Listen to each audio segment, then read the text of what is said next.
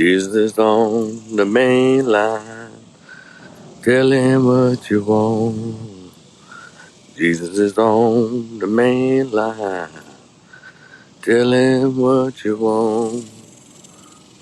Just call him up and tell him what you want. His line is never busy. Come on, y'all. Tell him what you want. His line's never busy. Tell him what you want. You just call him up and tell him what you want. Ah, yeah. Boom, boom, boom, boom, boom. You gotta tell him. Just call him up. Tell him what you want. Yeah. Welcome to this Sunday morning worship with your man, Rico. I know it's been a minute. I wanted to catch y'all this Sunday morning service, is 9 o'clock service. I know some of y'all be getting there trying to hit that 10 o'clock, that 11 o'clock, because you was out all night doing your Juneteenth.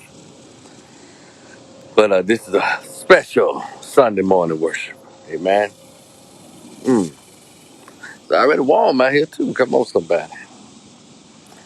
But I know it's been a minute since I've done a live. I'll talk to y'all about that later. But want to wish all of the fathers out there happy Father's Day. And but specifically black fathers. And but first, let me put out these statistics from you can find them at Center for Disease Control. You can find it with the U.S. Census. You can also go to blackdemographics.com and find out that 51% of black men single and childless. About at least close to 54% of black men, the middle class or higher up, and the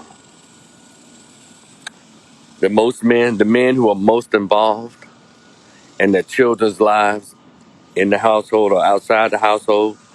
Men, the one group of men out of all races of men who are most involved in their children's lives, black men. So when you have these people out here screaming deadbeat dads, they obviously don't read statistics out here. They don't believe in numbers and facts, data. They're still going by that old lie, that old stereotype of black men not being in their children's lives so much so black men in children's lives so much that they have to go and fight the legal system to be a part of their children's lives. A legal system that is slanted in the favor of women. But then you want to holler deadbeat dad. And it's interesting. I don't know why people keep saying deadbeat dads because I posed a question early on my page early this week for all those who like to yell deadbeat dads for anything. They yell deadbeat dads for anything.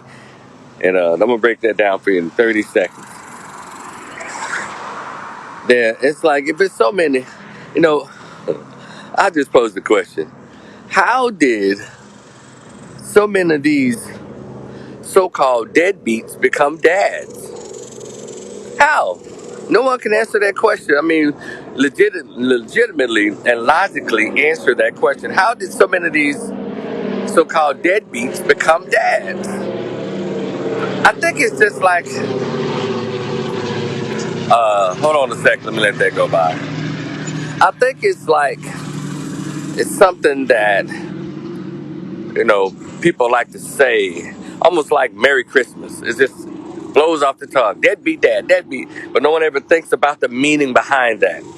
And then when you're given the meaning behind Merry Christmas or deadbeat dad, no one wants to really go there because the finger that they're pointing at automatically comes back to the person yelling deadbeat dad. And so, how does a man become a father? Well, a woman has to give birth.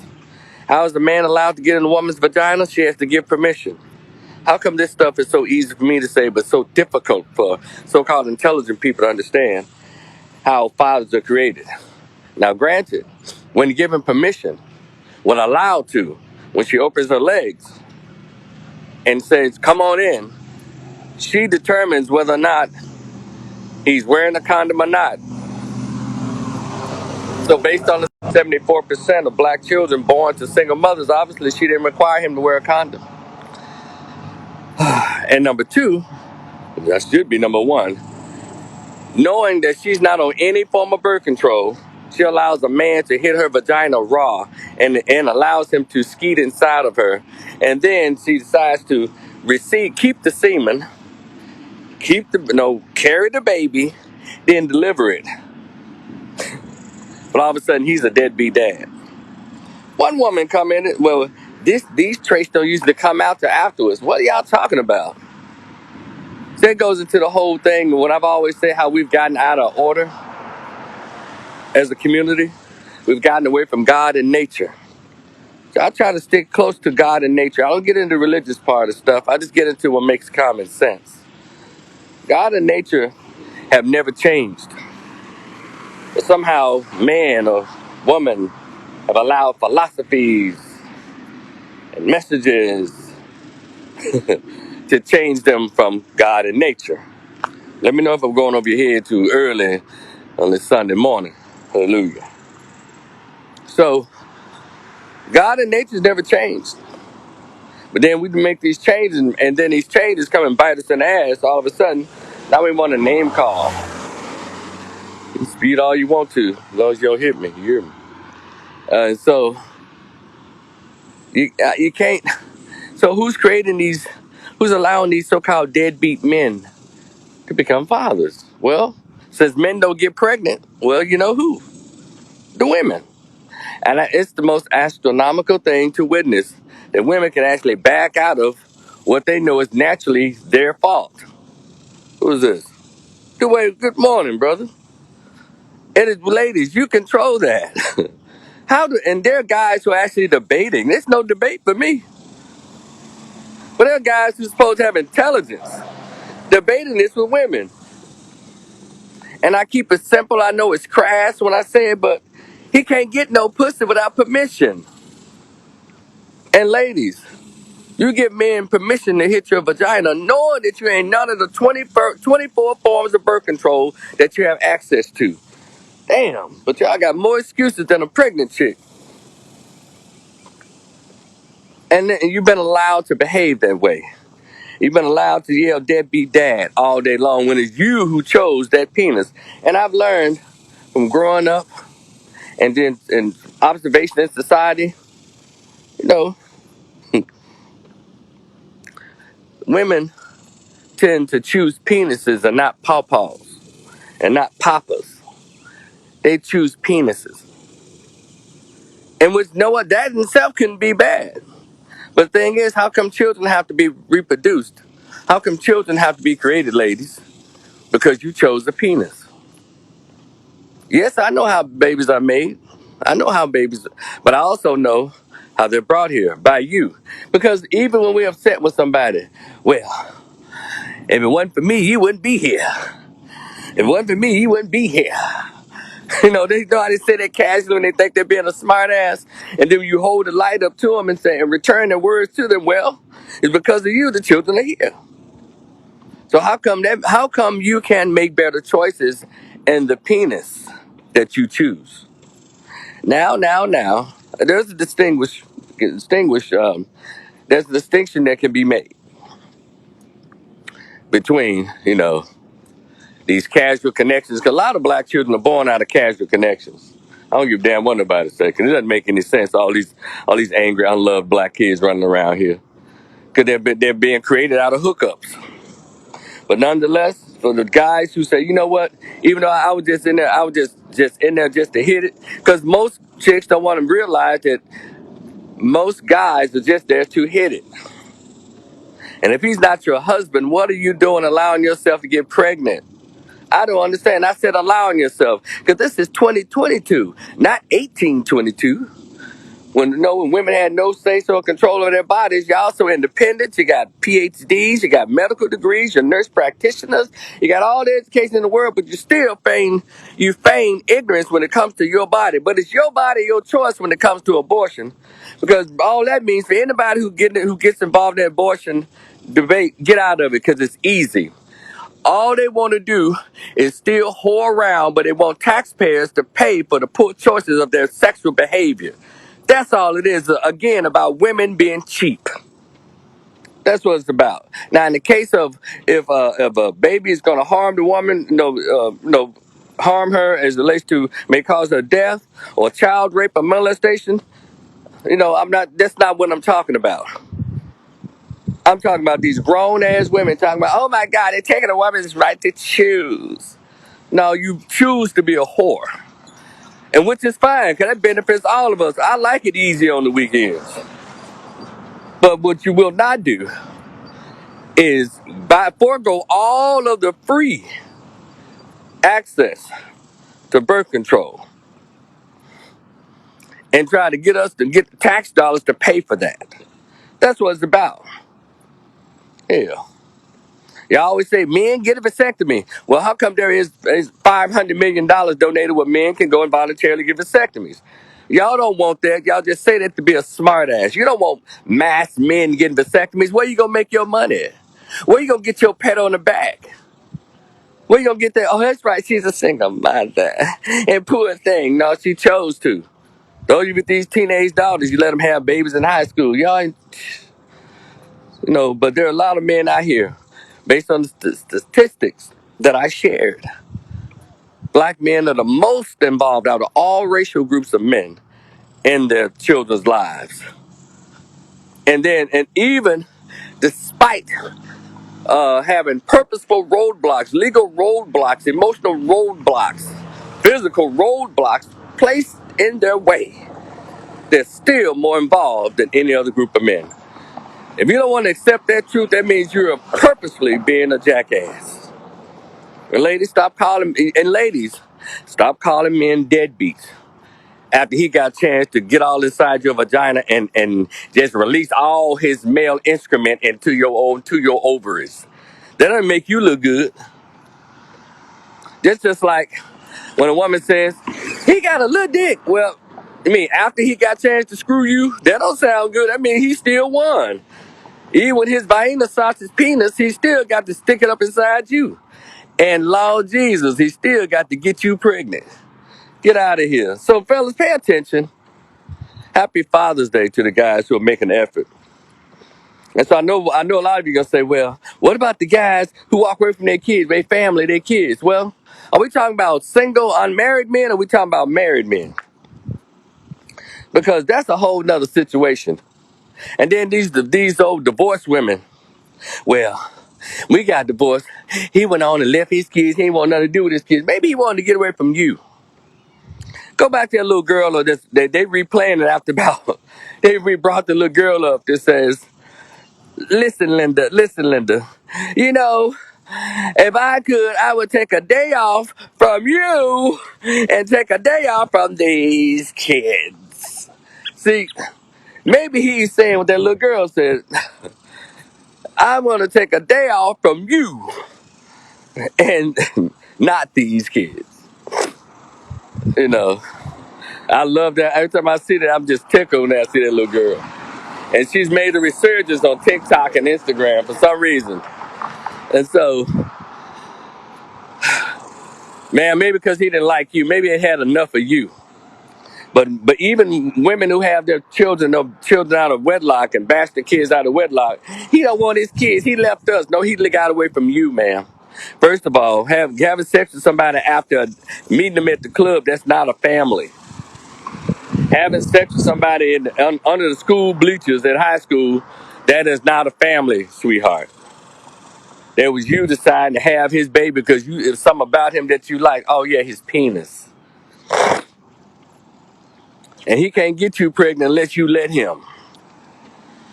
So I don't understand why y'all act like it's just a man thing. But two people take responsibility, blah, blah, blah. It can't be two people unless she gives her permission. Why is this so easy for me to understand? It's 50-50, but it's interesting when they go to child support, he has to pay 100%.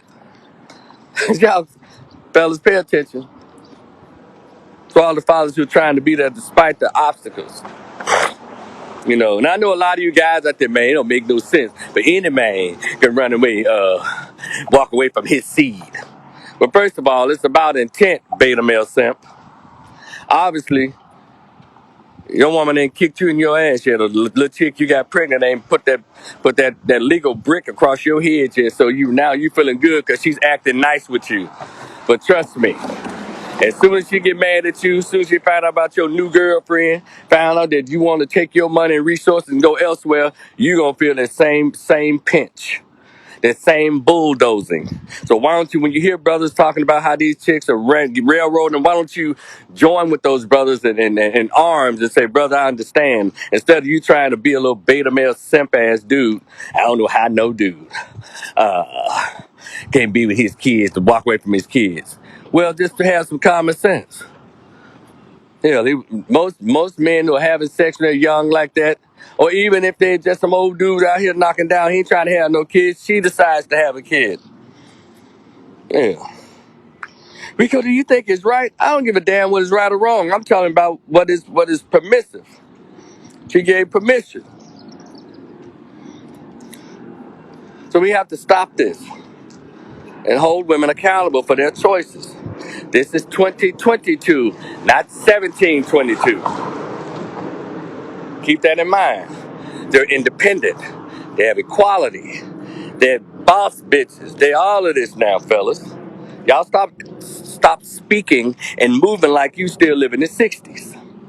They don't move like that anymore. I've never heard of such a thing. I've never witnessed such foolishness in this society, particularly in our community, where they can be as non-traditional as they want to be as a group, but expect the men to remain traditional. What the hell? Where they do that at? Oh, yeah. In America, I guess. I think in Europe they catching hell too, but in the black community. These bras around here, full of liquor, full of tattoos, obese, full of weave, makeup, beat face makeup, not just modest makeup, but beat face. And talking about they want a traditional man. Get out of here. You left that long time ago. And dressing all scantily and all that. What traditional man wants a scantily dressed whore? Now, it's not to say on some of them dog Fridays there ain't nobody looking, Keisha. You can get it. And then listen to the conversation, fellas, about when these women, they say this, well, he need to wear a condom. He knew when he had sex with her. I need y'all to really understand when they say this, how sinister that is. So every time a man has sex with a woman, there's a penalty involved. So she wasn't hitting orgasms. She wasn't shaking. Her eyes wasn't rolling in the back of her head. But y'all telling men, particularly in our community, there's a warning sign that should come with having sex. Because it is very obvious that men get penalized for using their penis while the women make a profit from the state from using their punani. So that's what they're saying. So what if there was a strike that said, hey, black males, you know what? I'm not going to deal with these bras. Let me go elsewhere. How's our race supposed to continue with this kind of logic, this kind of thinking? That every time he has sex, your punishment to him is to get pregnant. And that's what you tell young girls. That's all right, get pregnant on his ass. Because y'all know, because women can't whoop nobody's ass. So you use your feminine charm in a negative way. Use your feminine nature in a negative way to try to control men. But then on the other side, it says, well, and then you have the beta males. Well, you know, brother, you do control where you put your penis. That is correct. But how come the penalty is so heavy on the side of the guys when he chooses to use his penis, but when a woman chooses to use her vagina, there's all kind of support and all kinds of state support, societal support, all kinds of sympathy. But when he makes a choice to use his penis, all of a sudden, well, you're a man, you should know better, you should have more dick discipline and all this kind of shit. What happened to the JJ discipline? Man, we're tripping. Happy Father's Day to the guys out there. But ladies, I want to tell y'all something. If you want to make sure your chances decrease of picking a deadbeat dad as your child's father, you want to make sure you up your chances of having a pretty decent dude as a child, as your child's father. Have it with your husband. See, a lot of these debates and arguments are coming from this single casual, hooking up. You're not supposed to have children from casual hooking up. And a lot of these children come here unwanted, undesired, unloved. Because y'all around here having indiscriminate sex, which I don't have a problem with, because whatever people want to do, my problem is y'all reproduce children out of your indiscriminate sex. But y'all want to make it like it's a major issue. Well, he's leaving his kids, he's leaving his family. Well, damn, baby. You got one dude that left, so you had 3 more baby daddies, all of them left. And you sure it's the men? Are you sure it's the men? Anyway, y'all, happy Father's Day. But it's interesting, would it be so great if some songs would change? Because fathers aren't really celebrated in America. Y'all see less and less advertisement, less and less celebration, less and less acknowledgement of fathers, particularly on the Democratic side. Yeah, I'm throwing politics in this. Because one thing about conservatives and Republicans, they always talk about family, mother, father, children, and God. You don't hear that in the black community. You don't hear that on the Democratic side. They so busy trying to put 2 women kissing in a damn children's cartoon. Shout out to Lightyear. And all of y'all who send your children to see that, you need your ass whooped. Because children should not be seeing 2 grown-ass, same-sex people kissing and all that. How come they can't learn sex and sexuality on their own like the rest of us? You teach them the right way, God and nature. But see, a lot of these problems in our race, it comes from being raised in the last 50, 60 years by women only. You say, Rico, whose fault is that? Well, the women choosing to be single mothers, that's the problem. Because see, y'all so powerful and so great on one end, but when it comes to you, but JJ, you're just so vulnerable and so weak. How does that work? You put all your time and effort and years in earning these degrees and working up the corporate ladder, but you don't put even 2 hours into deciding whether or not I should be having a baby by this dude I'm just knocking around with. If he doesn't say I do, baby, you don't. What's wrong with you? And then we got these old lazy mother lovers out here. But Rico, a woman's biological clock, it gets to ticking. Yeah, it starts booming when you get 34 years old. Then you say you want a damn husband. But it's perfectly fine. It's ticking like it's supposed to when you're 23 to 26 or 21 to 27. But thing is, black women and so many other women, y'all screw your way through your 20s. Get away all the good coots to all of the futures in our society. And get out and get all that what I call stress weight and societal weight on your body. It become not even like weight. It gets like thick and husky on you when you get 32, 33. I mean, your exercise can't even get that lard off your ass. And so, and even in your spirit, you're not that young, vibrant woman who could have grown with a husband and just really learned new things together. No, let me tell you what y'all doing. Y'all know how 16-year-olds used to sneak in the club, like in high school, 21 and up club. And then when they turn 21, they kind of over it at 21. That's what y'all do, ladies. Y'all do all this stuff. You go travel the world. You hit all the parties, do all the freaky sex. You do all of this. And so by the time you get a husband, you're over this shit. You're like, ah. And literally, a lot of these women, I'm telling y'all guys, if you're 30 years old, if you're 34 years old, don't marry no chick in her 30s. Because she's already been there and done that. And she's going to be with you. You have no surprises. You can't impress her because she's been everywhere and done everything. You want a young, bright-eyed, bushy-tailed woman who's still creative, who still has a zest for life. You still can impress her by showing her new things. That goes into a man's nature. Y'all marrying these 35, 36, 37-year-old heifers. They never been married, but somehow she ain't never had no kids, but still she fat and thick. How you ain't never had no kids, you still a fatso? Or you a little thick ass? And let you know what she been doing. Eating up some shit, drinking up some shit, getting them cheeks clapped, and get all her matronly and godly spirit beat out of with every different sexual conquest. And don't tell me, what about the men? Well, see, we're men. We're built to last. We can run through a bunch of chicks and still have our spirit and our stuff together. When we get a woman, we still take care of our business. So stop trying to compare yourself to men. You're a woman. God made you to be the fairer sex. A lot of you let that white woman, Gloria Steinem, talk you out your femininity, and now look at you. You're old, and like my man Kevin Samuels, rest in power and peace. You got bothered. There's been an uptick in the sales of dogs. Mean and bitter, not very feminine, not very sweet anymore.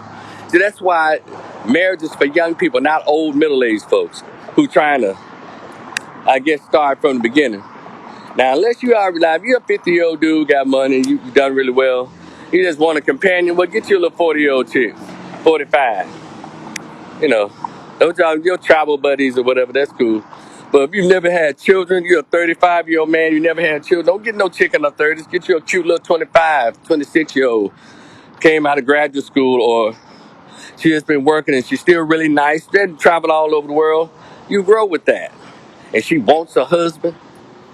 You know, by the time they get 30, 34, what they do is they need a husband to complete their ensemble. They got the degree, got the car, got the home, got the money. Now I need a husband. That ain't how that works. Again, you got away from God and nature. Happy Father's Day. Come on, somebody. To the men out there who are being fathers to their children, who are trying to be. Because even at the Juneteenth festival yesterday, I saw a lot of fathers with their little girls, their little sons. Saw them with their wives or their girlfriends. I saw couples. I saw families. So this lie out there, like black men aren't present in their families or their children's lives, is a lie. And out of anger and frustration and disgust, these baby mamas want to continue to push that negative white influence, that white push, the narrative about black men. Well, as a black male advocate, I'm not having it. And sisters, I love you, but you've been out of line for 40 years, 50 years. You've been out of line. Then y'all take up for a whole lot of stuff that doesn't make sense. Someone tells you about your 14-year-old daughter or your 3 or 4-year-old little girl wearing too little clothes and tight shorts and short skirts and little bitty tops. The first thing you feminist, so-called smart heifers want to say, well, yeah, she's just 14 years old. She's a little girl, but if men should control, stop sexualizing. See, that kind of shit. But then, on the other end, you want to talk about the ills of sex trafficking. Well, I want to say this to all you mamas out there that's twerking with your daughters on Instagram, that's dancing with your daughters and letting your teenage daughters, 13 to 17 years old, wear booty shorts and tight jeans, so tight you can see the next grade she about to pass to. Tight little t-shirts and all this. You're the pervert. You're the pedophile. You're the sicko. I heard a young brother say, shout out to Ellery out of Memphis. He said, a lot of y'all are living through your daughter's shape. And I said, I never heard that. I've heard they trying to live vicariously through their daughters, but he wasn't specific. He said, a lot of you women trying to live through your daughter's shape, meaning a lot of these mamas are 35, 36 years old, fat and out of shape, built like Miss Potato Head, built like Lego blocks, built like, built like they can build a building with their bare hands. But their daughters got small waist, round hips, got a little booty on them and legs and all that. So all of a sudden you see these mamas trying to put, them shorts look cute on her. Ooh, that little skirt look cute on her. Ooh, that little top look cute on her. No, ma'am, you're looking at your daughter through looking like you're looking in the mirror and say, wow, that looked cute on me 100 pounds ago. So y'all keep dress your daughters up like little girls and stop dressing them up like little prostitutes. And all these long nails and weaves and hair color and all that for teenage girls.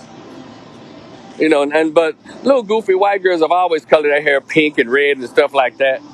But it ain't got nothing to do with us. I'm talking about how y'all dress y'all daughters up, appealing not to teenage boys, but to grown men.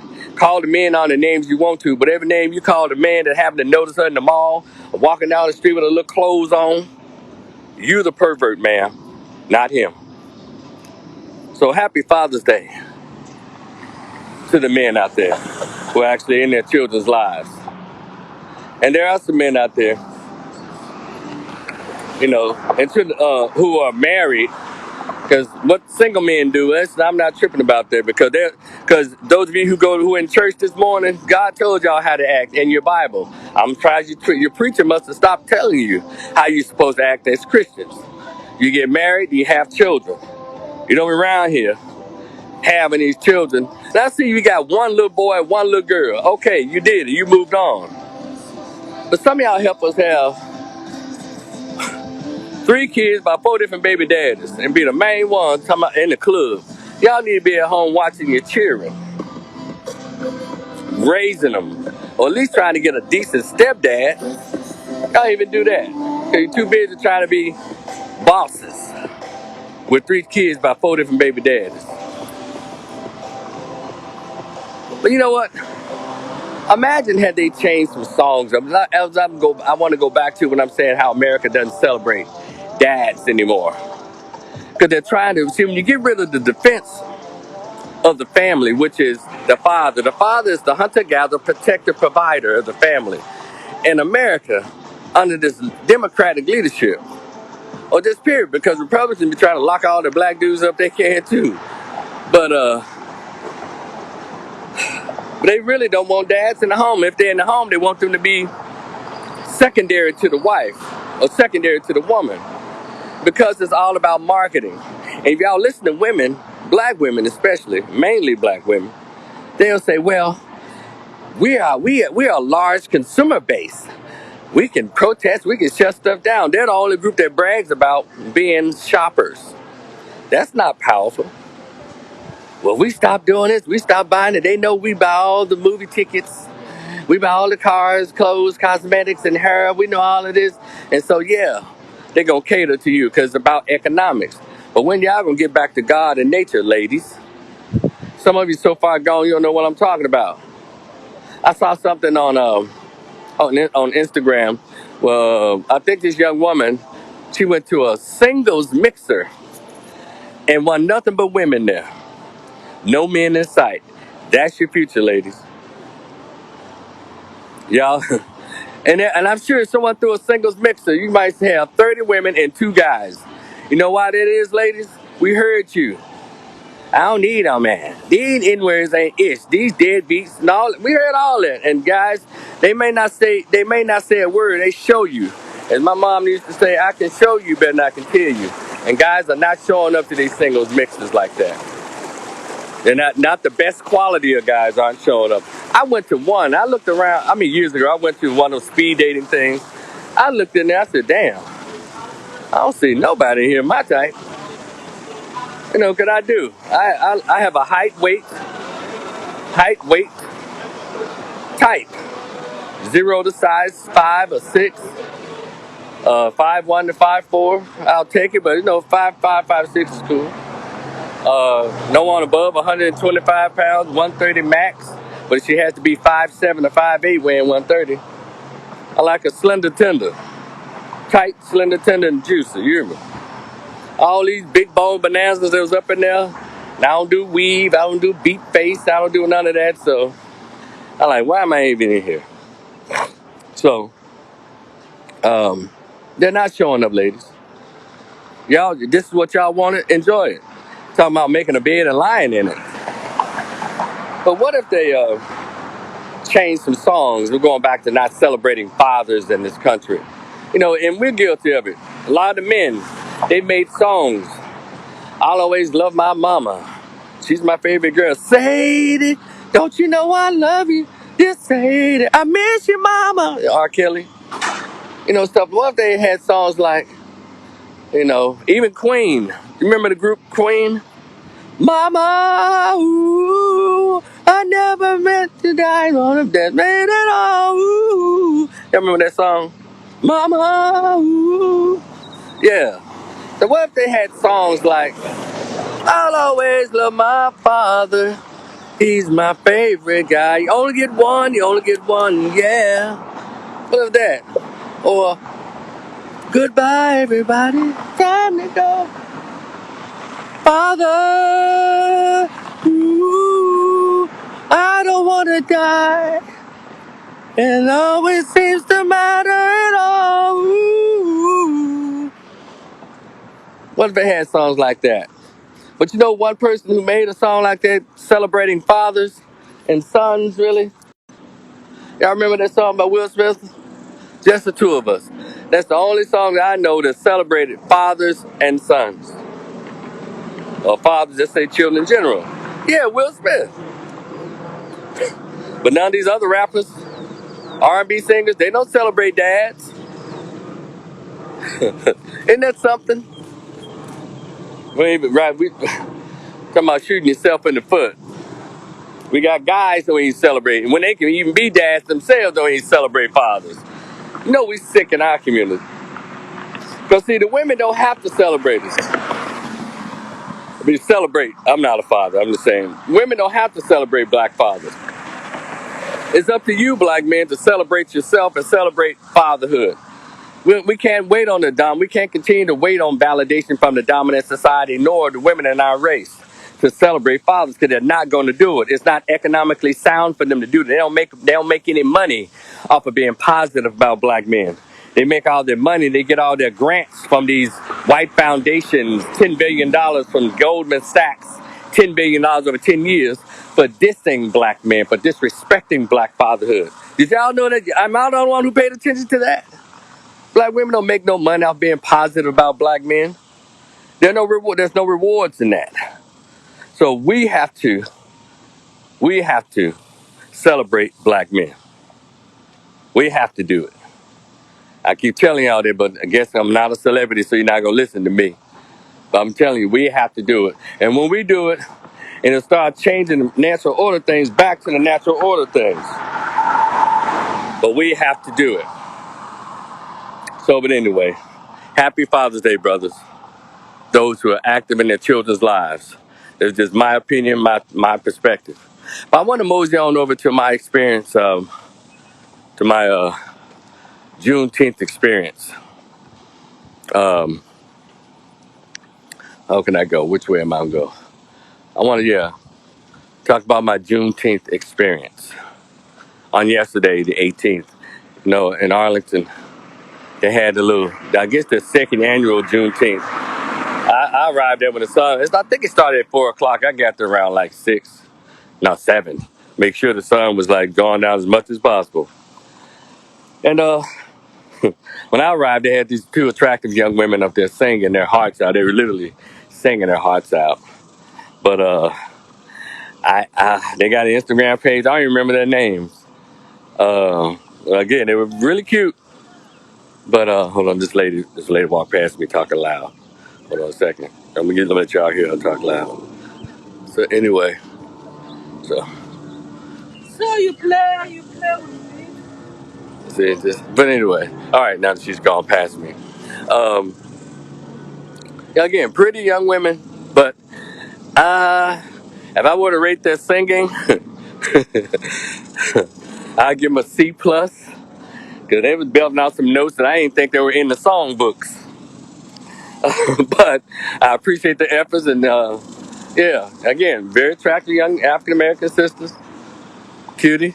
But I know I keep saying it because I'm trying to, not come across as so critical of their ability to sing. But people liked it, I guess. But again, it's okay. They But anyway, but then they had another actor on that I saw. I saw a second actor. His name was Ron Artiste II. I think it's Ron Artiste II, and The Truth was named his band. And he fashioned himself after, like Sam Cooke, Jimi Hendrix. If you go on my Facebook page, I posted a video of some of his stuff. The brother sang his ass off. He was a good job. He did a great job. I appreciated his band. It was just him and two white dudes, one from Oregon and one from, they had both from Oregon, two white dudes. One playing the drums, the other playing the bass. He was playing that almost like that Chuck Berry type guitar. That jamming. It was bluesy, soul. Sang this behind off. Good job, fella. Ron Artiste the second and the truth. So Google him. Ron Artiste, I think it's Artis, the second and the truth. That's the name of the band, and the truth. Okay. Anyway, they did a good job. But there was a part of that that was kind of disturbing to me. And they like, there you go, Rico, man. You just can't just let nothing pass. I'm sorry, y'all. Particular things stick out. It was a good celebration. Guess what? They even had a dance off. An older brother, probably 50. They was playing Can't Touch This. They were doing some old school music. And they had a dance off. This little young chick, thought she was, every time a chick does the split, she thinks she can win a dance contest. But this brother was jamming shit based on just how we used to dance in the 80s and 90s. And he was killing her. And I think he was in his 50s, like 51 or so. And he was broke out in the dance moves, and she, of course, started. I think she started rolling her hips and all of that. She was cool, but one thing about in the 80s and 90s, we actually did real dancing. The women didn't have to resort to thrusting their hips or shaking their ass. We did real dancing, and he brought back some of the old school stuff. I think you Can't Touch This. One of those old MC Hammer songs, and it was pretty fun. It was good to watch. Took us back to like how when black folks get together, that dance challenge comes on. He did a good job. And shout out to the brothers of Phi Beta Sigma Fraternity Incorporated for sponsoring that. Being major sponsors of that, of the Juneteenth. I got to hear a little Johnny Taylor out there yesterday, but they also played some videos on yesterday at the Juneteenth, right? Little vignettes of people saying Happy Juneteenth, and they had Kirk Franklin. He was there. I think he must have been there early this week and filmed a little video segment. And he performed a couple of songs, and up there in that same venue. Cause I looked around, and said, "Oh, he was here." Okay, so he did that. But the part that kind of stood out to me was when they did the video of the woman that's referred to as the grandmother of Juneteenth. She lives right in this area. She lives in Fort Worth. Out of Fort Worth, her name is Miss Opal Lee. Opal Lee, grandmother of Juneteenth. Now, Miss Lee, if y'all hadn't heard the history of her journey, she just had the idea that, this should be our federal holiday. And years ago, when you read her story, she talks about how she took that walk from Fort Worth to D.C. to try to get it made a national holiday, a federal holiday. Okay. But also, in that video, it talked about the day that Jim Crow Joe signed it into law. I don't know if you ever witnessed that. The whole little video, and Kamala Harris spoke, and I think Oprah Winfrey spoke, and there's a whole big deal about it. And she was standing there as the current president signed it into federal law. And then they interviewed her. They showed the part where she was speaking about Juneteenth, how it started, how the emancipation was 1863, but folks in Texas didn't find out about it till 2 years later in 1865. And she was saying, it's about freedom. It's about celebration of African American culture. But here's the part that threw me off. She said, and find that video, she said, Juneteenth is not just about, let me say it right. Juneteenth is not just about freedom for black people. It's about freedom for all people. Did y'all hear what I said? And when she said that, that threw me off. So wait, and I'm like, okay. It took me back to a video that the Black Authority the Black Authority on YouTube. And then you have the Professor Black Thought. But Black Authority has this line, he has a video when he says, you can't trust these old niggas, respectfully. And when she said that line came in my head. You know, first of all, the holiday is symbolic, Miss Opal Lee. Nothing tangible about it. No, but I know it's easier to go for symbolism than tangibles because that means we have to do the work of Malcolm, Marcus Garvey, Dr. King. And a lot of us aren't built to do that kind of work to actually fight for tangibles. And when tangibles are brought up, to this administration or any administration, you have those folks who love symbolism. Well, they're doing the best they can. You have to give them a chance to get in there. No, those are people who like symbolism.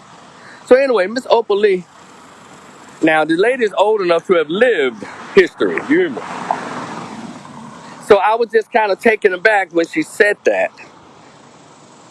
Juneteenth is about black freedom only, Miss Opal Lee. Respectfully, ma'am. Because Juneteenth came about not because homosexuals, Asians, Hispanics, or women, white women, or white folks were enslaved, and an Emancipation Proclamation had to be issued across the country of the colonies in 1863, but a segment of of those white folks, whatever, didn't find out about it in Texas until 2 years later. Miss Opal Lee, you're out of line, respectfully, ma'am, for saying that. And I'm open to have a conversation with her about that. See, we we got a segment of blacks that's so grateful, even when Caucasians throw us a crumb, we just throw them we give them our whole culture. We give them our complete loyalty for symbolism. But no other group does that. It's not what did other people need to be freed from, Miss Opal? You mean from the constant whipping, the whips and the hanging and the lynchings and the rape and the sodomy and the medical experiments? They need the freedom from that, Miss Opal Lee? What did they need freedom from? 1863 and 1865, Miss Opal Lee. See, I know we get in these white spaces and we just kind of lose our black minds. And she's probably excited to be up there and all in the White House next to Dementia Joe and Kamala Harlot and all these folks. And probably maybe she misspoke. But that's the part that right there is what made me say, there it is. It's almost like when you look at a movie like Black Panther, it's supposed to be so black. All of a sudden, what does white do? How does white do get in Wakanda? Just like anything. Then you look at a movie like Django. How does white dude get to be the manager or the caretaker or the keeper of Jamie Foxx's character? You understand? We always have to include them in something that has absolutely nothing to do with them, except not in the way in which it is positive. And this man, this Miss Opal Lee said it wasn't about black folks. It was freedom for all people. I'm so sick of that. And I'm just hoping that she's the last person who thinks like that. But you know what? She's not. And not even her age group. That lady probably 80 or something. But that's a lot of 30-year-olds, 40-year-olds, 15-year-olds who think just like her. And that's the problem in our race. We cannot be black to save our lives. But Jewish can be Jews, Asians are Asians, homosexuals are homosexuals. Hispanics are Hispanics, illegal immigrants are illegal immigrants. For black people, like it makes them nervous or afraid to be black. And that's the crux of our problem. She could have said, if Juneteenth was freedom for black people, and we're still fighting for that freedom, that would have been cool.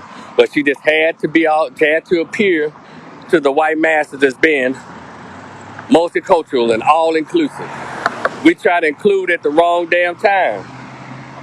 There's certain things that we need to be doing on our own. And that statement right there, Miss Opal Lee, you had no business including others in that. What you did was when you made that statement, Miss Opal Lee, respectfully, ma'am, I know you're a sweet old lady. What you did was you insulted and disrespected every African slave, every African that was turned into a slave upon being brought and kidnapped and brought to this country, and even in the Caribbean. I'm sure when they were struggling with the chains, Miss Opal Lee, they said, you know what, when I break these chains, it's gonna be freedom it's gonna be freedom not only for me, it's gonna be freedom for those enslavers, those kidnappers. It's gonna be freedom for those Asians who didn't come here till later on after slavery, to those Hispanics who snuck over here, jumping the fence and swimming across the Rio Grande. It's gonna be freedom when I get us free. With every lynching, when I get hung, I know I'm dying for all of us, all people, Miss Opal Lee. You don't know how insulting that statement, that little short statement was to the memory, to the struggle, to the horror, the hurt, to the pain of people before us and even us today when you made that statement. And that's the problem I had with that. It was so disrespectful, Miss Opal Lee, when you said that. But I know you're not by yourself. We got a lot of these multicultural blacks around here, intersectionist blacks who continue to piss on our history and our struggle just so they can prove to white folks, I was one of the good ones. We's all just hates white peoples. We's good. We supposed to get along. That's all I heard. I heard step and fetch it. I heard, I don't know nothing about birthday, no babies. I heard all of that when that lady made that statement. I swear I did. I heard Beulah. I heard all of that. Whew. But all in all, it was a pretty decent, out. And if I'm still nearby, I'll attend next year. Or maybe hopefully I'd rather, if I'm closer, I think I'd probably be more comfortable attending a Juneteenth in the city of Dallas. The one thing about that, when you're around black folks in a black environment, you don't have to do all that other stuff to prove that because I know out there in Arlington, there's a multicultural city, so it was probably like 8 white people out there. And of course, it wouldn't have been so extra religious too. Well, it might have been because, black folks love to throw police, Arlington police, where you can be in a place and you feel safe. You want to thank God for that. I like you, bootleg. Oh my God. We just always tipping our hat. Want to thank you for making it happen for us today. Like, God damn. But anyway, that was my comments on that. And again, I think Miss Opal Lee's probably a very sweet lady. She's a lady's probably in her 80s now. But that comment threw me. I'm just telling y'all.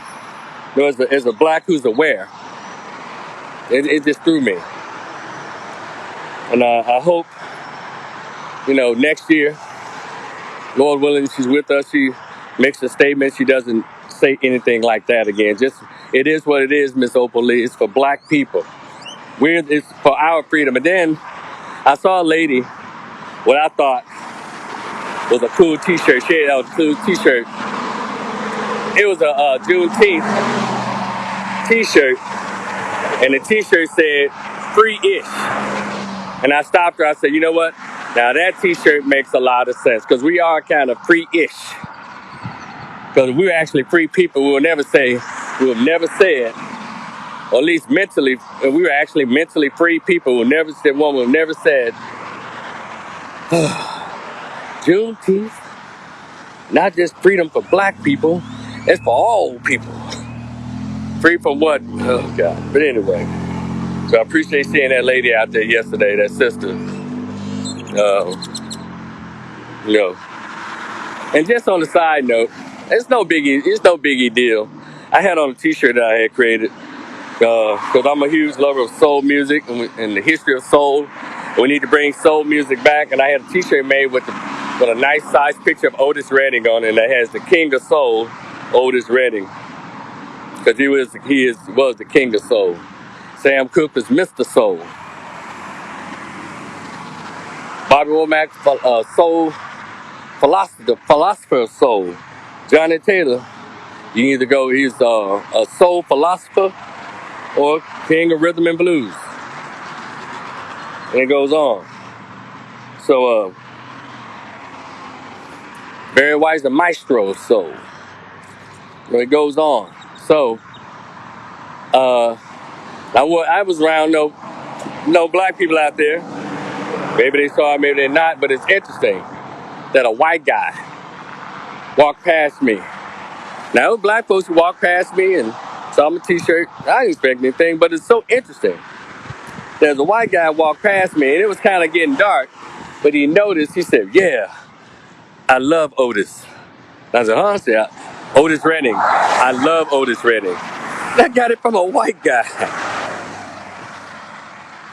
I'm just telling you, we have a lot of work to do. So anyway, y'all be cool. Let me see. And by the way, check. I still have my book for sale. It's in PDF format. It's only $10. It's on this page that this Facebook page was my YouTube channel. Go ahead and check it out. It's talking about the greatest pain ever felt. Conversation with an absent biological father who never wanted to be found. I still have that if you'd like a copy of it. Uh, one of these days I'll get it in book form and you can get there and I can sign it for you. But right now it's PDF. Check it out. You know, if you like this sermon this morning, hit that collection page. $ Rico the Opinionist. It's RICOTHEOPINION. Let me say OPINIONIST. Yeah, opinionist. Opinion with IST on the end of it. So if there's anybody in here who'd like to talk to me before I end this, I'd like to hear your thoughts. Let's see if hold on a second, because I can barely see if anybody's on here. Hit that little green button there, and then we can talk. So I get my stroll on. It's a nice little stroll. I hadn't planned on strolling this long. So let me go over here in the shade here so I can see if anybody would like to come on and just share your thoughts, whether you agree, disagree, or we have something else to add to your Juneteenth or your Father's Day experience. I mean, it's today, so I hope it goes well for everybody out there. And hold on, let me see real quick. Hold on, let me see. So hit that little green button there. If not, it's cool. I'll read your comments later. Who's this? Let's see. Who's this? Dwayne, what's up, man? Brian Mason? Well, I'll talk about that, I guess, in the future. Hold on, Dwayne. Oh, shit. Oh, send invite. Boom. Can't bring Dwayne on the camera. Hold on. Dwayne, do it again. It says I couldn't bring you on. Do it again, Dwayne. Do it again. Let me see. Hit it again, Dwayne, when you get a chance. Maybe I messed something up. If anybody like to talk to me, I'd like to hear your thoughts. Or maybe I need to invite you. Let's see. Hold on, let me get in this little shade tree here. All right, so I can see what I'm doing. Okay, trying. Let's see. Let's see if I can invite you. Button went away. What? Wow. Sorry, man. Oh, wow. What happened? Let's see, approve. Okay. Invite the person you invited needs to download the latest version of the Facebook app. Oh, I guess you need the latest version of the Facebook app, Dwayne, to join live group. So I don't know if you have the latest version of the. You probably need to renew your Facebook app. You probably still rolling on the old one. Probably need to renew it. Yeah, I know, right? But as soon as this live is over, you can call me then. But I know we wanted to have that dialogue on here. But so as soon as I shut it down, just call me, bro. We'll cuss in private. So anyway, y'all be cool. Happy Father's Day to my brother Eric. I see you on here. What's up, bro? Happy Father's Day, man. And everybody else. So I'll talk to y'all in the future. Peace.